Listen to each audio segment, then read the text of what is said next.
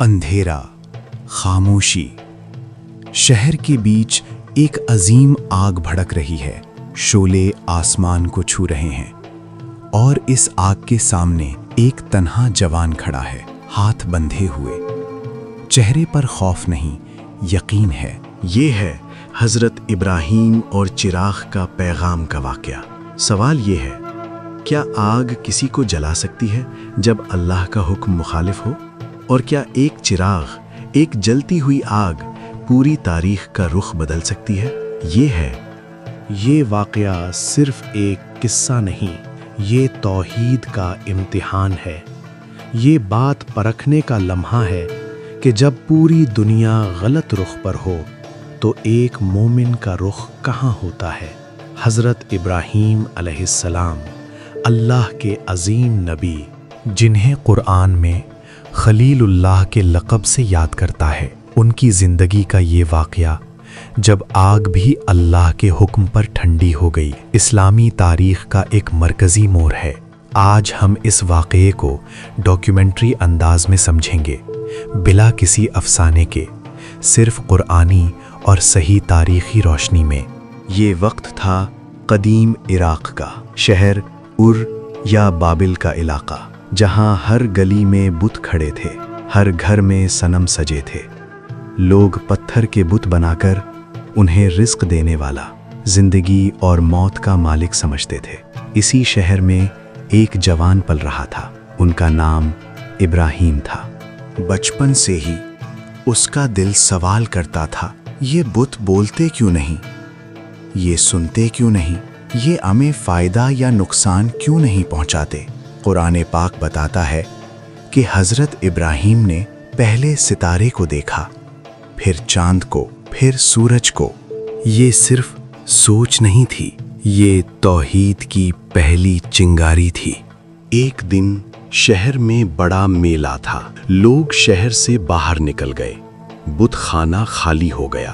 یہ موقع تھا، حضرت ابراہیم اندر گئے، بت خاموش تھے، بے جان۔ انہوں نے کلہاڑی اٹھائی اور ایک ایک کر کے بتوں کو توڑ دیا۔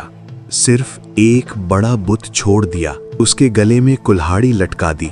جب قوم واپس آئی، شور مچ گیا، غصہ، حیرانی، خوف، سوال اٹھا، یہ کس نے کیا؟ نام لیا گیا حضرت ابراہیم کا۔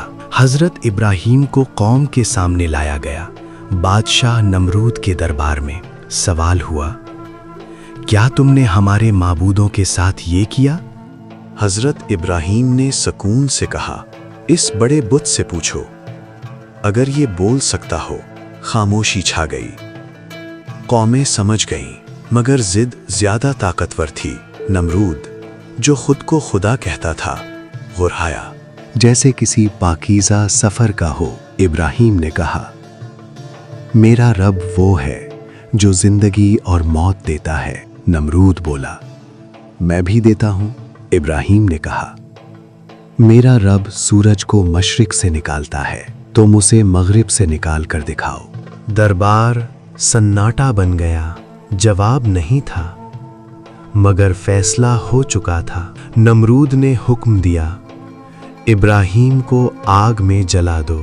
اتنی بڑی آگ تیار کی گئی کہ پرندے اوپر سے گزرنے سے گھبراتے تھے۔ لوگ لکڑیاں جمع کرتے رہے، دن، ہفتے۔ یہ آگ صرف سزا نہیں تھی، یہ شرک کا چراغ تھا جو توحید کو بجھانا چاہتا تھا۔ حضرت ابراہیم کو زنجیروں میں باندھا گیا، منجانق پھینکا گیا۔ آسمان پر فرشتے بے چین تھے۔ جبریل امین آئے، پوچھا، کوئی مدد چاہیے؟ ابراہیم نے کہا، اللہ مجھے کافی ہے۔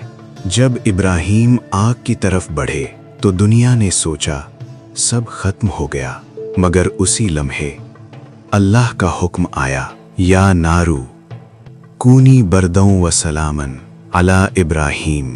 اے آگ، ٹھنڈی ہو جا اور سلامتی والی بن جا۔ شعلے رک گئے، جلن ختم ہو گئی۔ آگ جو چراغ بن کر جلی تھی، وہ توحید کی روشنی کے سامنے جھک گئی۔ حضرت ابراہیم آگ کے اندر تھے مگر محفوظ، سکون میں۔ زندہ قومیں دیکھ رہی تھیں، نمرود دیکھ رہا تھا مگر دل اندھے تھے۔ یہ واقعہ ہمیں بتاتا ہے کہ آگ، تلوار، طاقت کسی چیز میں اصلی قوت نہیں، اصلی قوت صرف اللہ کے حکم میں ہے۔ حضرت ابراہیم نے سب کچھ چھوڑ کر صرف اللہ پر بھروسہ کیا۔ آج کے دور میں جب حق بولنا مشکل ہو، جب غلط عام ہو، جب توحید پر کمپرومائز کا پریشر ہو، ابراہیم کا چراغ ہمیں یاد دلاتا ہے اگر ایمان مضبوط ہو تو آگ بھی نقصان نہیں پہنچا سکتی۔ یہ صرف تاریخ نہیں، یہ پیغام ہے آج کے لیے، ہر دور کے لیے۔ قرآن الکریم، صحیح بخاری، صحیح مسلم، تفسیر ابن کثیر، تاریخ الطبری، سیرت ابن ہشام۔ ویڈیو دیکھنے کا دل سے شکریہ۔ اب ایک چھوٹا سا کام، لائک کر دیں، سبسکرائب کر دیں اور شیئر کر دیں۔ ملتے ہیں اگلی ویڈیو میں، تب تک مسکراتے رہنا۔ اللہ حافظ۔